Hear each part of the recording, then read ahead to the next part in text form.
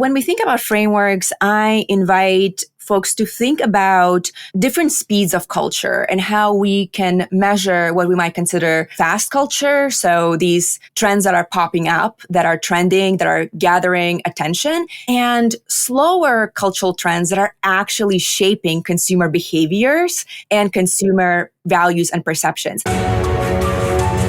My name's Mike Lander, and you're listening to Higgle, the B2B Sales Club podcast, where we bring you actionable insights about sales RFPs, negotiations, and difficult procurement discussions from sales leaders, brand leaders, and procurement leaders.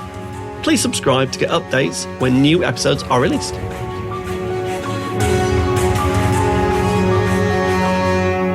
Anastasia, thanks ever so much for joining me on Higgle, the B2B Sales Club podcast. Hey, Mike. It's such a pleasure to be here. Thanks for having me. So I'm really looking forward to this. We had a pre-record conversation and you've got a new book.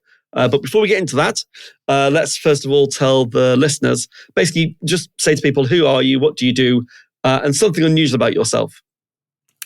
Wonderful. Well, ready to kick that off. My name is Anastasia Kārkliņa Gabriel. I am a brand strategist, a researcher, and a cultural theorist by training.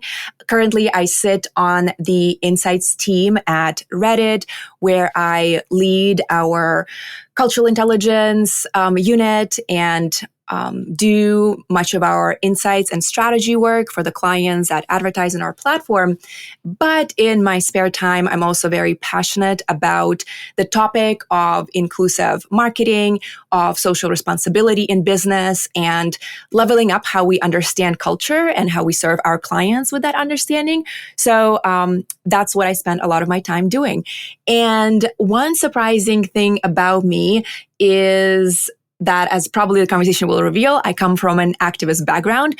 Right. So in the past, I have led a sit-in in a building and have been at the forefront of some of the movements that perhaps would have been the ones to criticize the brands, to boycott the brands, to hold brands accountable. And now I find that to be my superpower, now that I'm on the other side of knowing what consumers who are skeptical about big brands and businesses and their role in culture are feeling and thinking. So Brilliant. That's one thing about me. Very good. Right. So before we get into the three, we got kind of 2 or 3 questions that we thought about in advance. But before we do that, just talk about your new book. So what was the kind of motivation for it? Where did it come from? What's it broadly about? Well, to my point that I just made, I come from a opposite side of business where I began my career, which is academia and social activism. And at some point I decided to transition into doing commercial work when I realized that personally I just wanted to work on culture as it was happening, rather studying culture in retrospect.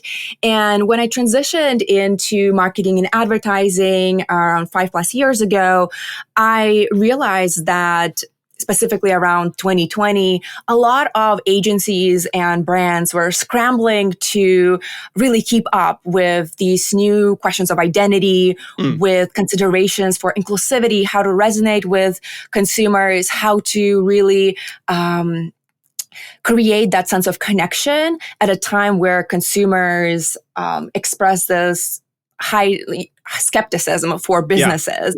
And based on my previous background, I felt that actually there's a lot of concepts, frameworks, and ways of thinking about culture outside of business that could really be applicable and helpful and useful for the work that we do. So the book was really born out of this desire to bring some of these concepts from my field of training, which is cultural studies, and think about applying them to business and then breaking them down and really making them more accessible to help marketers navigate these challenges and these questions. And so that's how Cultural Intelligence for Marketers was born. Brilliant, which is a great lead in to the first question, which is, so what is cultural intelligence? What does it mean? I think of cultural intelligence as a foundation for what we might call brands' cultural fluency. In marketing, advertising, we see all of these terms floating around. So cultural intelligence, cultural fluency, but we don't always have the definitions of what that actually means. So I really wanted to get specific. And the way I think about cultural intelligence is, if cultural fluency is the what brands and agencies want to achieve to be fluent in culture, then cultural intelligence is really the how. I define it as a practice of tracking, measuring, and analyzing trends in culture, consumer movements, shift in consumer perception and values, and using that knowledge and that analysis to drive commercial objectives and also to positively influence culture as a brand. So in the book, I go very specifically into different ways of approaching research, of generating insights, and kind of getting into the tactical, very specific bits of what it means to analyze culture. The reason I find that important is because when we listen to the discourse in our profession, there's a lot of talk about trends and what's trending, et cetera. But we don't often have the confirmed methodologies of how are we measuring trends, what constitutes a trends, et cetera. And so cultural intelligence as a practice, as an approach, is meant to help businesses really nail that down. And I think when I was looking at the book, one thing that that really kind of struck me was, if I'm not sure you wrote this, but it certainly was my interpretation. So correct me if I'm wrong. Mm-hmm. But when we talk about trends, what it made me think about was, well, a trend's only a trend within a certain set of boundary conditions. So if you limit the boundary conditions, a trend may well be true. But if you extend the boundary conditions into other cultures, the trends may be completely irrelevant. And I hadn't really thought about how non-inclusive trends can often be viewed, and then marketers can pick those up and create ad campaigns based upon a very skewed data set.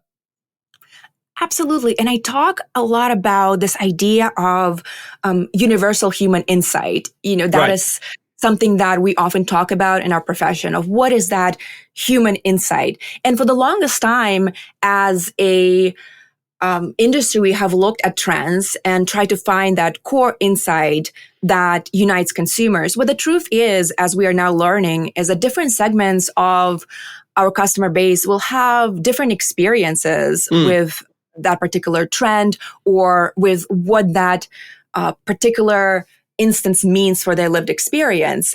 We've seen the backlash against beauty brands, where beauty brands would jump on trends, but then realize that they were not inclusive of people with darker skin tones, for example, right? And then they face backlash. And the root of that is really that we have thought about that universal human truth as being true for everybody, when historically it has hinged on our understanding of the dominant groups or perhaps audiences that have been historically privileged. And that doesn't mean that core human need will be different from based on where people come from, what they look like, etc. But how they experience that in their daily lives are going to be impacted by the social and cultural forces that impact their experience as people. So in understanding what's relevant, what's trendy, I really call our attention to infusing our insights generation, our understanding of consumers with that kind of lens of what I call consciousness of these issues, but what we might call otherwise inclusivity or diversity of lived experiences. Okay. Which takes us nicely into the second question, actually, which is around, so if you're a marketing agency, how can agencies develop a framework to help them navigate this kind of cultural intelligence with their clients? Because the agencies have got misconceptions potentially, as have brands, as you've just said. And then also, how do they work with them, the brands, on targeting their end customers and their end clients? So what kind of frameworks exist to help people navigate this complex topic? This relates to your previous question, in my view, which is, how do we understand trends? And we have to start thinking about the framework that might be useful from the perspective of where how culture moves and how do trends evolve. And as I have hinted at, my opinion is that we are a little bit too caught up in trends that are superficial, like what's trending on TikTok and what people are talking about online, which can really be fleeting and can really be, just something that's trending for 48 to 72 hours or maybe 2 weeks at top.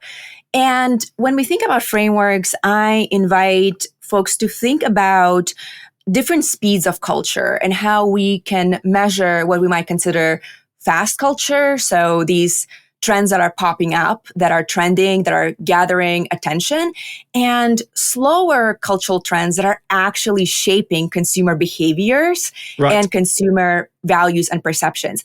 And so as we start thinking about different frameworks, we have to make that distinction. Then culture has these like sparks that are really bright and really visible and seem important, but culture also has the undercurrent that's a little bit deeper, a little bit more obscure, a little bit less visible, but actually much more forceful in how it drives consumer behavior that is going to impact how and when consumer is going to engage with a brand.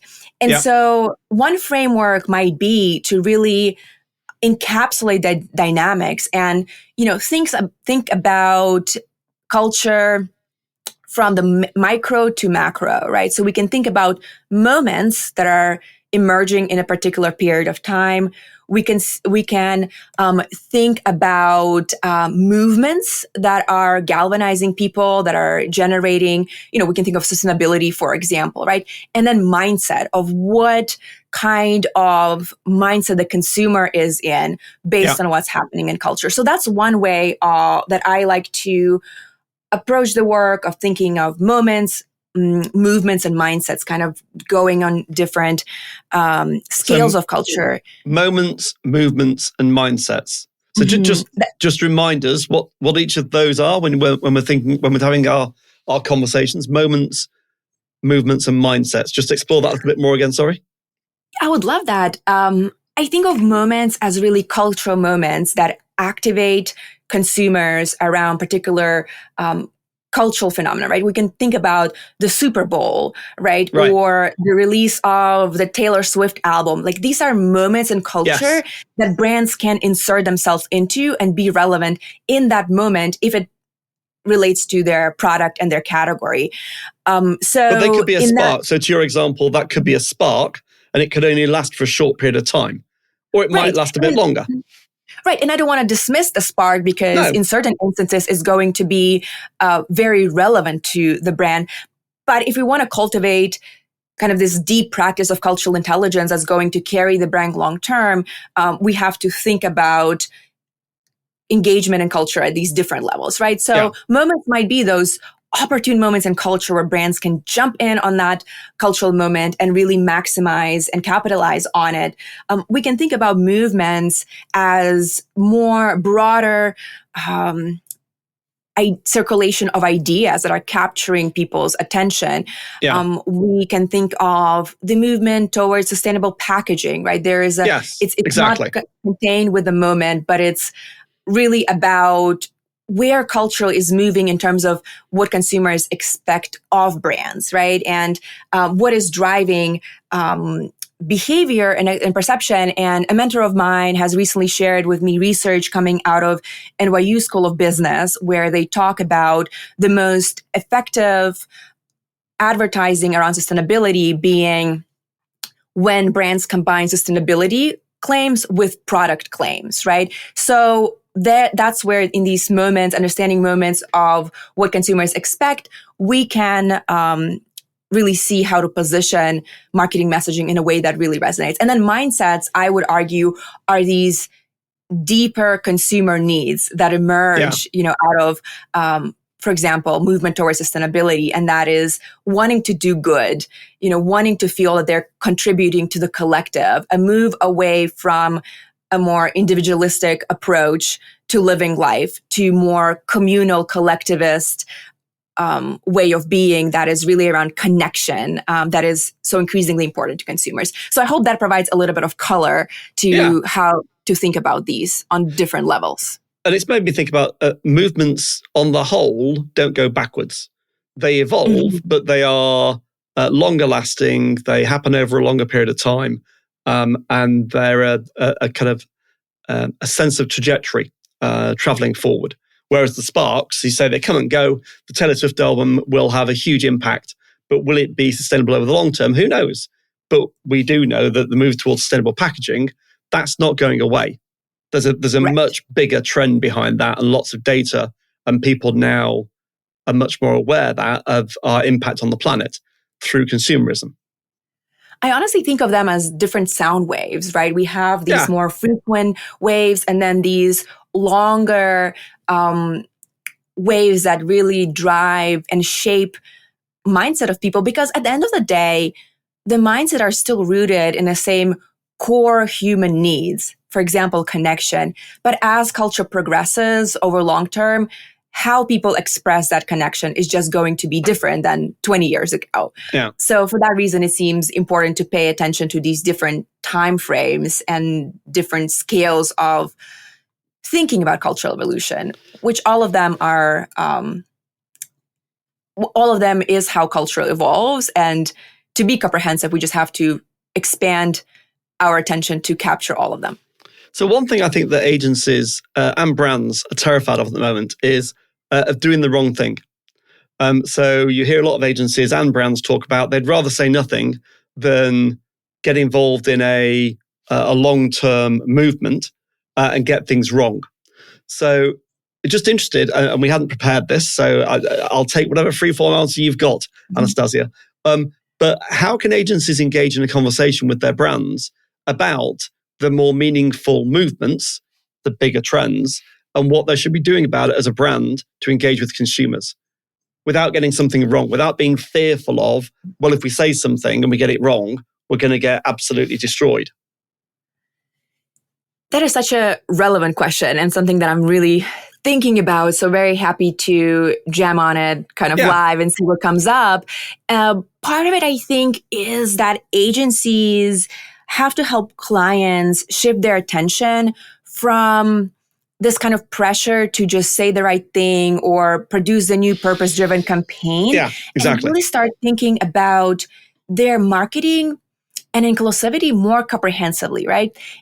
I think we're just so obsessed with this idea of, doing good to these big purpose-driven campaigns. And, as somebody who's very passionate about social activism, brand activism, I don't think that fits every single brand and product out there. But there's still a way for, a household brand to engage inclusivity in a way that does not result in a campaign about some kind of social issue, but it requires the brand to be a little bit more attentive to how representative it is in its marketing collateral, whatever campaign it is or whatever assets. Is the brand representative of the diversity of their customer base?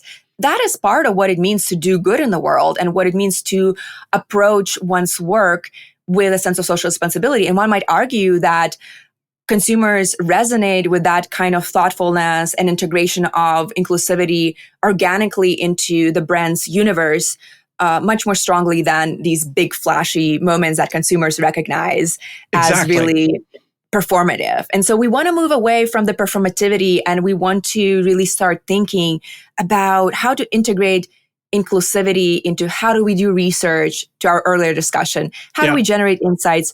Whose truth we center? Are we missing something about other segments of our customer base that have historically been maybe not in the spotlight? And really integrating the cultural intelligence as a practice into the marketing processes rather than just outputs.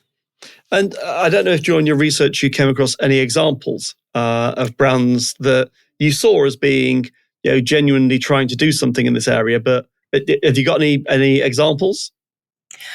I do. I actually wanted to talk to you less so about the brands, but some of the research that I've recently been reading coming out of University of Oregon's School of Business, which really, I think, illuminates the point that I just made about inclusivity in ads that exceeds just purpose or social impact led campaigns. And essentially, just a few months ago, researchers at University of Oregon School of Business released this new study that studied advertising that included people represented in ads from multiple racial and ethnic groups coexisting together, and more quote unquote segregated ads where we would see just Black consumers represented in one ad and then say white consumers represented in another ad. What they found across the board was that those from underrepresented groups resonated significantly more with interracial scenarios and representation, in ads, and so did the white consumers, right? So across the board, all racial and ethnic groups, and this was conducted, I think, across United States, UK, and Saudi Arabia. So all of the consumers resonated more strongly with ads that were more obviously inclusive and multiracial and diverse. And no one resonated more with segregated ads. And so I think that's one way in which, to your earlier question, that agencies can encourage brands to think about how to integrate that culturally fluent, more inclusive advertising in whatever marketing campaign that they're working on. So I really love that example because it actually isn't just research for research's sake. They found that people for underrepresented groups resonated less with big brands and resonated less with and felt less belonging and less connection. But when they were presented with intentionally inclusive ads, that sense of belonging increased across the board, but specifically for underrepresented groups. So I like to use that example. And obviously we, see that in examples of Fenty, is one of the beauty brands that is really tapping into diversity. But also I think other, the dating app Hinge that is really speaking to Gen Z and really integrating inclusive advertising into their work. So there are these big examples, but I like quoting that research because it shows that any brand, big or small, has a role to play in inclusivity within advertising. Exactly. And if you tie it right back ultimately to the kind of the commercial outcomes, then the result on the return on advertising spend will improve because you're resonating with a far wider community. So it makes commercial sense. Right. I was just about to say that. And interestingly enough, the researchers in this journal article, which was actually published in a journal of the Academy of Marketing Science, they talk about it through the lens of doing well while doing good.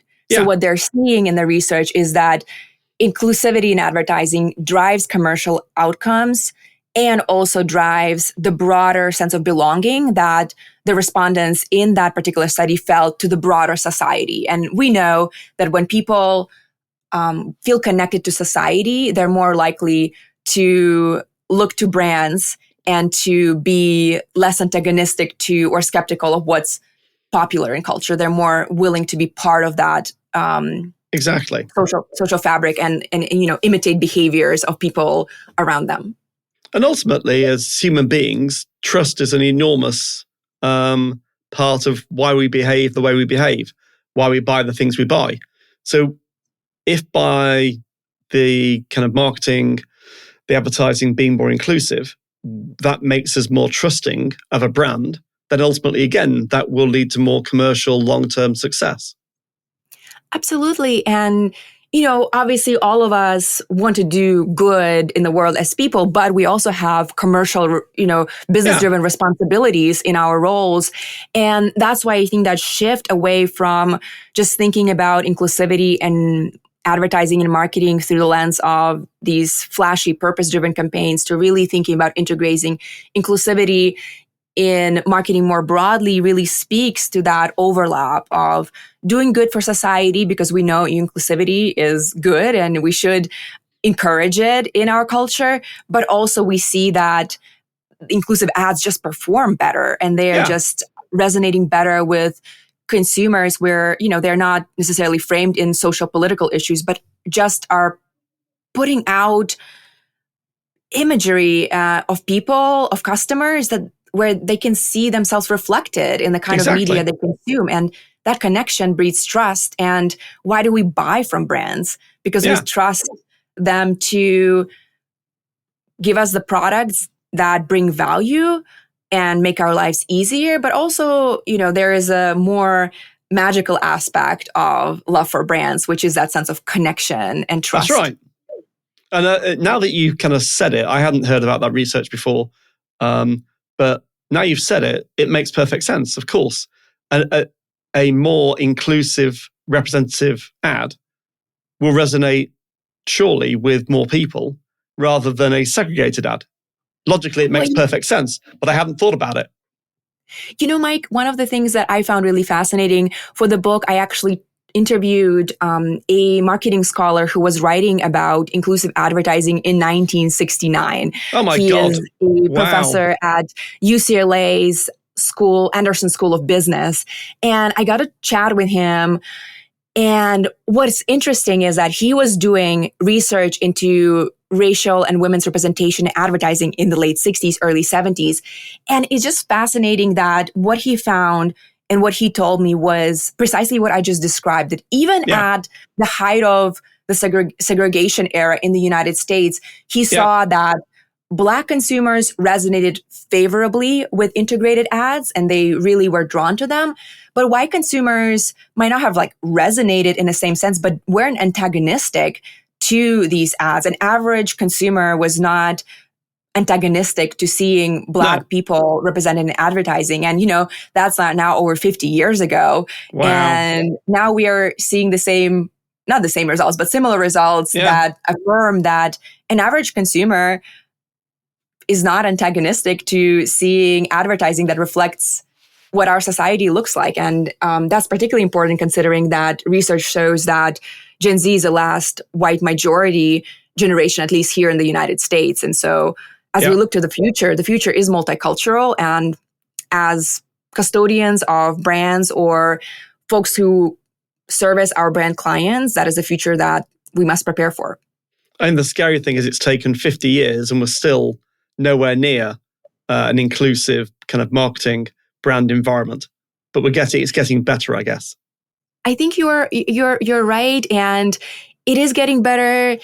And also, I think there is a kind of apparent push against DEI in broader society and culture that I think in some ways is influencing marketing. I mean, this is a year in the United States of heightened polarization. As you said, brands in general have kind of fear of doing the wrong thing. That's right. And so for that reason, we do need that research to really give us empirical evidence of what to do, how to do it.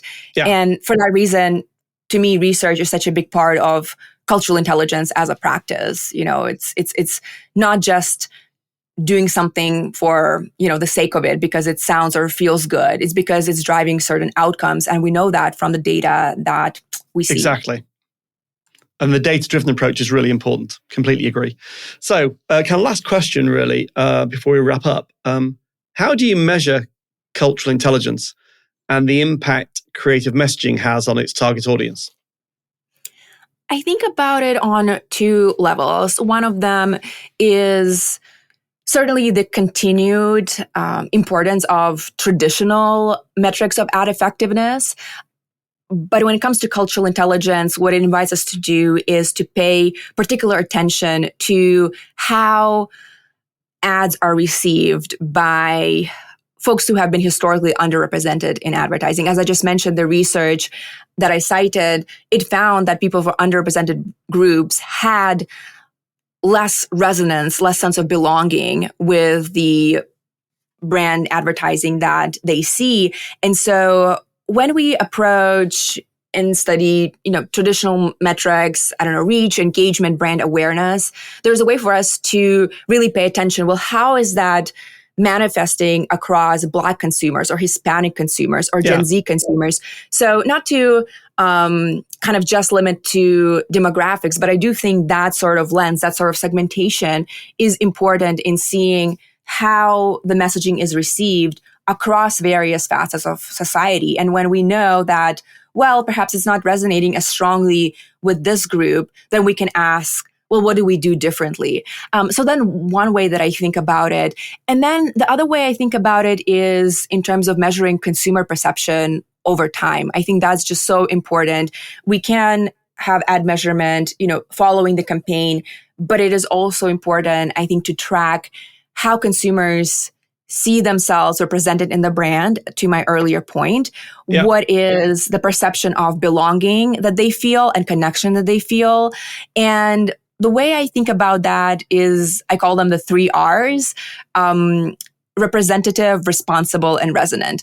And I think we can think about them in 3 different ways, which is creative messaging representative of the diversity of the customers that we serve? And we can do that easily by conducting audits that specifically focus on inclusivity and representation. And, I've done that quite a bit for one of the big financial brands in the US, using both AI and qualitative analysis. We can also think about it as, is media that we are producing responsible? So is it confronting stereotypes? Is it producing more authentic, real narratives about the rituals that various people are engaged in, about how the product lives in their lives? Are we really representing customer experience in a responsible manner? And then the resonant part to me is really about consumer perception of the brand in terms of its ability to foster that connection. And obviously we can easily achieve that through intelligent survey design of how we survey customers in how they resonate with the brand or particular messaging. So these are 3 main priorities that I kind of look for. Perfect. So you've triggered something in me, a thought. So I'm doing a lot of thinking around AI. I'm building some AI products. And one of the things that I've been listening to and talking to people about is, if you look at the training data that the LLMs have been trained on, and then you look at the next step, which is, they're going to start to auto-generate adverts, and then they're going to also distribute those adverts. There's a danger that there's inherent bias inside the training data, which will skew the adverts away from inclusivity, potentially. What are you must have thought about that, I guess, in some way. What are your views on that? What are your views and thoughts?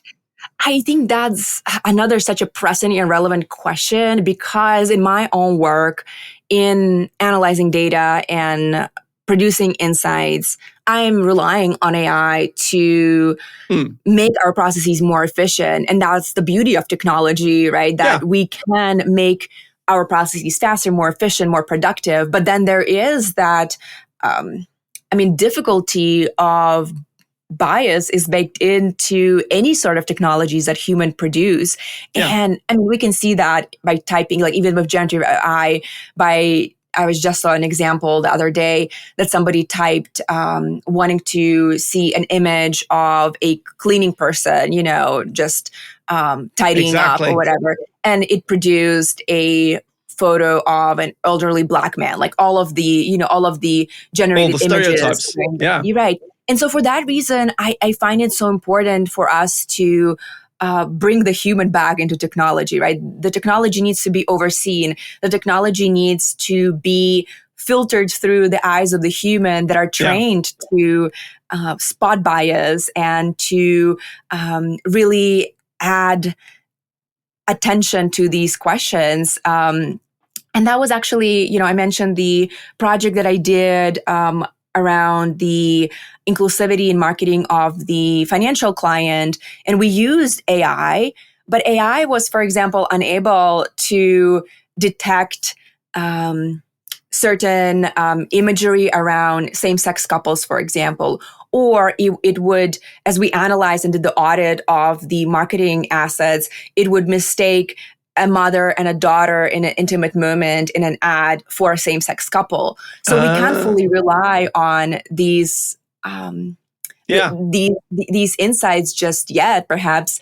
And so for that reason, I spent so much time in the book talking about, becoming a more critically conscious thinker as a marketer that is able and is trained to spot these things, because that's really the future of our profession.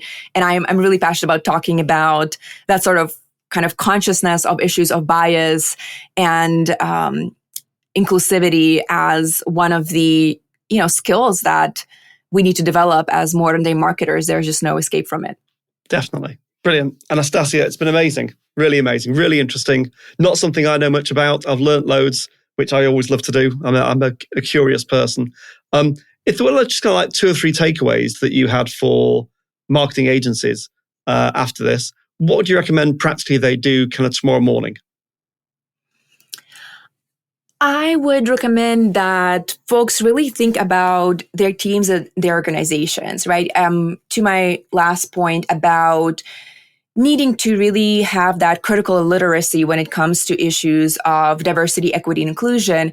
Are you really bringing opportunities for continued education to your team that allows them to develop these skills over time? So often we really kind of sideline DI to HR, and kind of organizational culture, and we don't really think about it in terms of the kind of culture that we're cultivating on our teams. And I feel very passionate about this idea of cultivating a culture of questioning when we can ask these questions, where we can question and probe, well, is this accurate? Is this representative? Is this biased? And so part of what I think is so important is to make that sort of skill set a part of continued education. And unfortunately, it's not taught at most ad schools. It's not really taught as a skill of modern day marketers. And I think leaders tomorrow morning can think about how to integrate that sort of training and that sort of continued education onto their teams, which I would like to believe would only elevate and improve the work that they do day to day and make that work more sustainable rather than inviting a consultant on a project for a few months. How do we really integrate that into what our teams do and what are they empowered to do? Brilliant. It's been amazing. Thank you ever so much for joining us. Where can people find out more about you? Where can they find you? Thanks, Mike. Well, such a pleasure and joy to be here. I can be found on LinkedIn, where I am quite active. So my name is pretty one of a kind, so it's hard to miss me. So you can just find me by typing my name there. And a little bit more about my book can be found on culturalintelligenceformarketers.com, where I talk a little bit about the work that I do. Brilliant. Anastasia, it's been amazing. Thanks ever so much for joining us. Thank you, Mike. Huge pleasure. Always enjoy conversations that don't feel like work and feel like joy and fun. So really, really had a blast here. Thank you. Thanks for listening to Higgle, the B2B Sales Club podcast series with your host, Mike Lander. Please subscribe so that you'll catch all the next episodes.